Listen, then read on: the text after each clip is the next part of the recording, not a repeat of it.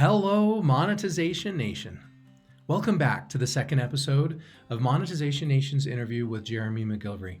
In the previous episode, we explained why Instagram is the leader in social media. We also discussed 4 simple yet powerful strategies to grow an Instagram audience. In this episode, we will explore strategies that can help us increase our Instagram engagement and turn followers into buyers. We will reveal additional Instagram strategies and secrets and how Instagram influencers can help our brands.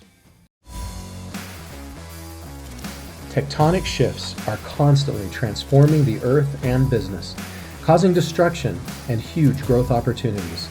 I'm Nathan William, the host of Monetization Nation, where we learn how to leverage business tectonic shifts to transform monetization. Any tools that you recommend that you think are most effective for businesses to create these memes? Do you like Canva or anything like that? Sure, Canva's great, and they continue to get more and more feature rich every day. I know in my book, I give like a 2-page resource guide of a bunch of different, softwares that are out there. But the thing that I would like to urge most right now is not finding the beautiful images or creating the Canva images, is trying to find the most authentic component as possible. Trying to find a little bit of uniqueness, yet still modeling what's working out there. What strategies do you have about how to get these famous Instagrammers to promote our page? And maybe any stories you can share of people that have done that effectively and the kind of results they saw? Sure. The key is I really don't recommend the shout out strategy as much with these influencers, meaning going to them and having them promote your page. I don't think that that's the best strategy. The best strategy is having them promote a free piece of digital content, you getting the lead, and then you following up with the lead with an offer, or following up with the lead to follow your Instagram account in an email autoresponder type message. But connecting with these guys are not hard. Most of the time, you should have a decent list of who you would like to work with and connect with. And most of them want your money. I mean, Instagram influencers and working with influencers was super hot in 17, 18, 19 and 20, and even 21, it started to dwindle a little bit just because of the big TikTok craze and some of the other things that are going on out there. So now it's a really great time to do this. Our ad cost have came down 40%, I would say, over the last 3 years. And we're not spending less, we're just getting more at this point. So these influencers, they'll put in their bio how to connect with them. They'll put an email address. They'll put a kick, the application name. They'll put DM me or something like that. And the key is just be concise. Be clear about what your intentions are and what you would like to promote, and make sure that it would add value to the page. Love it. What are the best ways to grow an Instagram account? If you were starting from scratch, or helping a new client start from scratch, what strategy would you give them to grow something large on Instagram? Sure. It's just like I said from the onset, and it really depends on the client and the client budget. Most people don't have $100,000 to come in and work with their Instagram following. Most people are on a shoestring budget, or they're really trying to spend their money in different areas for their products and services or staff. So what I would tell someone that was really starting, and if I was starting all over again from fresh, I would get a niche-based Instagram account that was had the benefit of whatever the product or service I was trying to sell. And I would try to find influencers that I would pay 20 or 30 bucks per shout out. But again, these shout outs would go to a digital product. I would Google PLR products, and I would figure out what private label right ebooks and motivation and weight loss and relationships, a simple little ebook. I would put that on a ClickFunnels page to get a first name and an email address. And then I would get some type of an offer going to these people quickly. And then I would say, if you follow me on my Instagram account and reply to this email with a screenshot, I'll give you free access to a $97 private label right ebook or something like that. When they followed me and they sent me the screenshot, I would have a staff member, or I would have some type of a message, a canned response that would go out to them and give them the link to that. But I wouldn't be focusing on only my Instagram account. I would be building my email list. I would be making offers at the exact same time. So that way I had the ability to cash flow immediately. I would probably go to a Facebook group that was around my niche. And when my followers came in through my email, I would be driving to my Facebook group. I would go live one time a day and just try to say something of value. Even if 6 people were watching, the point of that is, on this interview, I probably haven't said or ah or yet. Perhaps I will now, but I do this a lot. I go live, I talk to people, I interview, I podcast. At the beginning, I was a nervous wreck. I probably would have had vodka instead of Gatorade. Maybe not. But it's really about learning your message and feeling comfortable with your voice and how you're going to articulate and learn from all the experiences you have on the platform.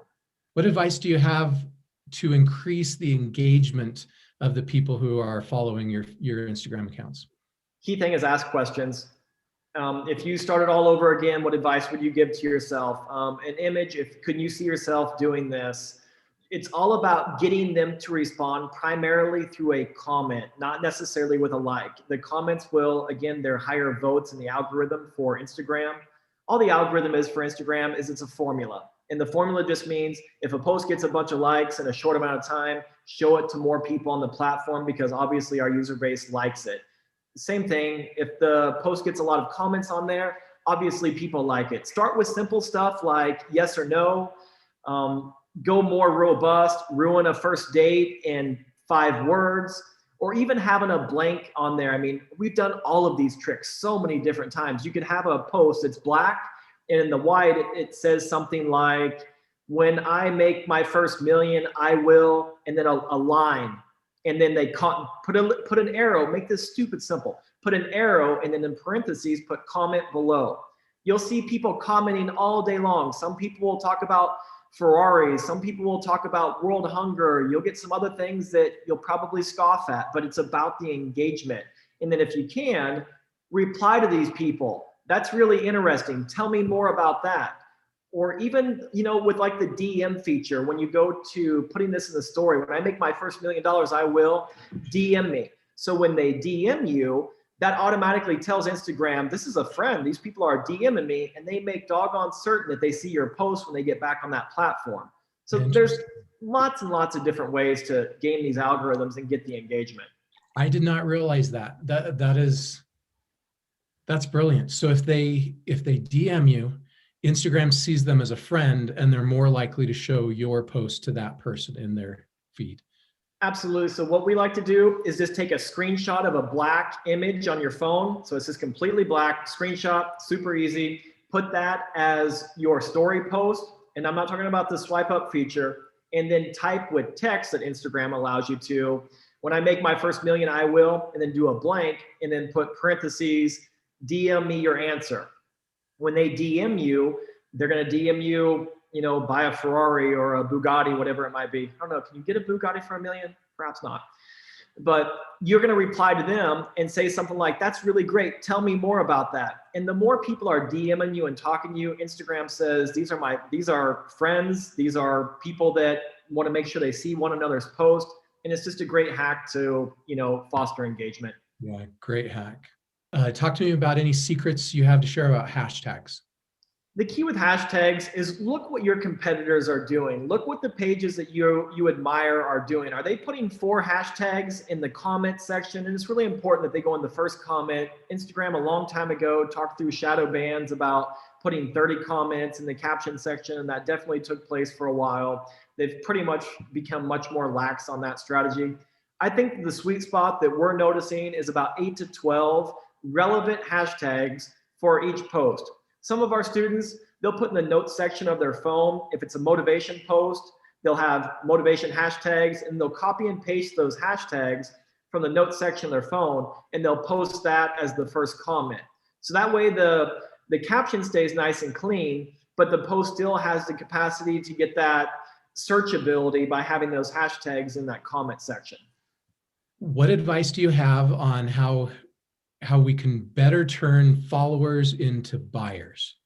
Sure. That goes back to the email again. It's a very poor strategy to just run offers to your followers. And that's another thing that frustrates me, and it's a short-sighted tactic, is constantly running ads.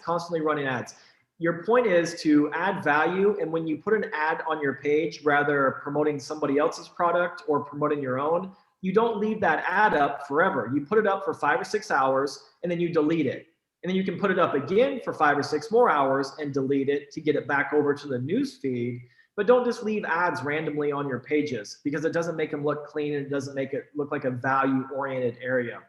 Run consistent ads to free opt-ins. Every single person that's trying to make money on the platform or actually preserve their followers should always have something in their story, always something on their page, going to a free opt-in of something to get those leads. And the way that you make money is you drip email content on people in a very helpful, value-added way, and send them to your offers through email and sparingly through your Instagram pages. The most beautiful things about automation, whether it be a sales funnel, whether it be email marketing, text messaging, ManyChat, all these different automated areas out there, is you can go build a tightly engineered sales funnel. You can put your email sequence together, and we do behavioral based sequences, meaning the first 5 emails, we make sure they consume the content. And then after that, we have a 7 email sequence that drives to a paid offer. But once you set that one time and put it together, it just continues to run in the background. Every time you run a new person through that sequence, they're automatically segmented and going to offers. It's not like you're manually sending emails out or you're manually figuring out what offers. It's as simple as, I'm going to post something on my Instagram account right now, drive them to this offer, and I know in about a 4 or 5 day time frame, they're going to be getting some type of value and have offers made in front of them. You know, one of the ways to make more money is make more offers. It's a simple concept that I think a lot of us forget. Could you tell me a couple stories of the best home runs or grand slams that you've hit in your career? Probably webinars. My key is pitching on automated webinars and, you know, connecting it and pairing with Instagram, using influencers to drive traffic to the webinars. When someone spends an hour with you on a webinar and doesn't buy, you still have a lot of authority and trust built up with these leads. And the key to all of my success, especially on Instagram, was when they go through that automated sequence of emails, the 5-part framework and then the 7-part framework, not abandoning the lead, continuing to do the work and send 2 more emails out a week of just value-added content that's not cramming stuff down their throat to buy, but saying, hey, I think I can help you with this, or I put this program together. Could you go through it and see if it works for you? Or I wrote another book. I'd love your feedback on this book. I mean, there's no question, with a little research on me, I'm running the table at this entire business, whether it's digital marketing, whether it's sales funnels, whether it's email marketing. And the whole point is I gave more than I took. And when I did generate revenue, I put a lot of it into a brand and into a foundation, rather than just trying to take money off the table and go buy the next shiny object. Off the top of your head, can you think of any tectonic shifts that you think are the biggest tectonic shifts that businesses are dealing with today and are maybe effectively leveraging today to skyrocket their growth? 100% yes. Because of the environment and the global economy and what happened with the recent pandemic, 80% of shoppers, before they buy a product online or offline, are Googling this business. They're not Bing, they're not Yahooing, they are Googling this business. And when they Google your business, it's almost like your credit report. If you go to buy a house or a car and you have no credit, meaning no history, good or bad, you're not going to be able to be financed for anything. If you have nothing but bad, you're certainly not going to get financed as well. With our business, we have been hell bent for the last 2 years on our customer experience. What's your experience like with me and with my products?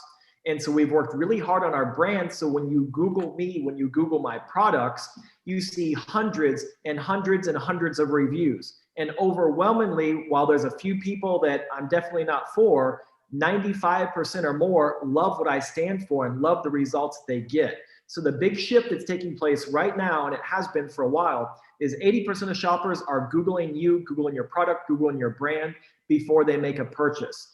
And if you're selling a product and then hustling to go sell another product, and you're not working on that customer journey, that customer experience, and then getting that customer feedback in a way of Google My Business reviews, in the way of Amazon reviews, in the way of testimonials and case studies, that's a short-sighted strategy that's not going to allow you to be around for a long time.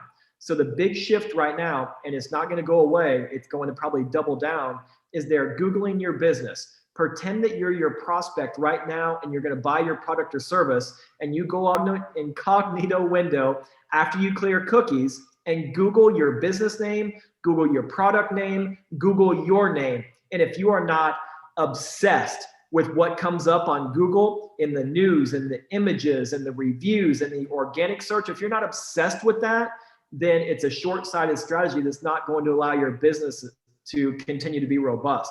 And this isn't something you do today and say, okay, it's good. This is something you have alerts on Google sending you messages when your name is mentioned or your business is mentioned online. And once a week, your phone gives you a little announcement, or a bell goes off and says, Google you, Google your business. And you stay on top of this stuff and you make sure that what your customers find about you is accurate and is going to be able to help you scale your business. I love it. I love that you brought that up. So on our show and in the book we're writing, we call this credibility marketing. And I believe credibility marketing is the most important digital marketing trend happening in the world today. And the issue is people don't trust what we say about ourselves anymore. You're not going to ever go to a Toyota salesman and ask them what the best SUV is, right? You know they're just going to be biased talking about themselves. You want to hear what real car buyers have to say about what the best SUV is. And like it or not, that's just the reality about how people are making their purchases today. And businesses have to make that shift. We can't just buy a whole bunch of advertising like we used to and try to tell the world we're awesome. We have to figure much more credible ways to get more credible sources to tell the world we're awesome. If people enjoyed this interview with you and they liked you and want to engage with you more, what are the best ways that they can reach out to you? I would love to urge you, in a shameless plug, to go to ceobook.com. It's a hell of a story. It's a hell of a journey. It's just as much about reverse engineering a process to have a great life, to have a great business, to have purpose than anything else out there. When it comes to marketing, I keep things easy. I own igbook.com. I own ceobook.com. So make it easy for your customers to get to your products, get to your services. And then when they do, look at the dozens and dozens of video testimonials or Amazon reviews. People love this stuff because I put a lot of passion and pride into everything I create. Thank you so much, Jeremy, for sharing your stories and knowledge with us today. Here are some of my key takeaways from this episode. Number one, for memes to be effective, we need to find the most authentic component and be unique. Number two, it's better to get Instagram influencers to promote a free piece of content instead of promoting the product directly. Number three, building engagement with our followers is more important than having many fans who are not engaged with our channels. Number four, Instagram doesn't replace the need for a solid email list. A large engaged email list is better than a large engaged social platform. This is how we can turn our followers into buyers. Number five, a big shift that's been happening for quite a while now is how 80% of shoppers Google a business before they make any purchases. That's why we need to fill search results and review sites results with great information about us. If you enjoyed this interview and want to learn more about Jeremy McGilvrey or his business, you can find him on LinkedIn or visit his website at jeremymcgilvrey.com and subscribe to his blog. And you can find links to those on the blog post for this episode at monetizationnation.com. Did you like today's episode? Then please follow these channels to receive free digital monetization content. Number one, you can get a free monetization assessment of your business or subscribe to the free monetization e-magazine at monetizationnation.com. Number two, you can subscribe to the Monetization Nation YouTube channel or podcast. And number three, please follow Monetization Nation on Instagram and Twitter. What strategies have you used to convert more Instagram followers into buyers? Please join our private Monetization Nation Facebook group and share your insights with other digital monetizers. Thanks for joining us for this episode, and good luck on your monetization endeavors. Do you want to become a better digital monetizer? To receive great monetization stories and secrets, please go to monetizationnation.com and join free. And if you liked today's episode, please subscribe to the show and share it.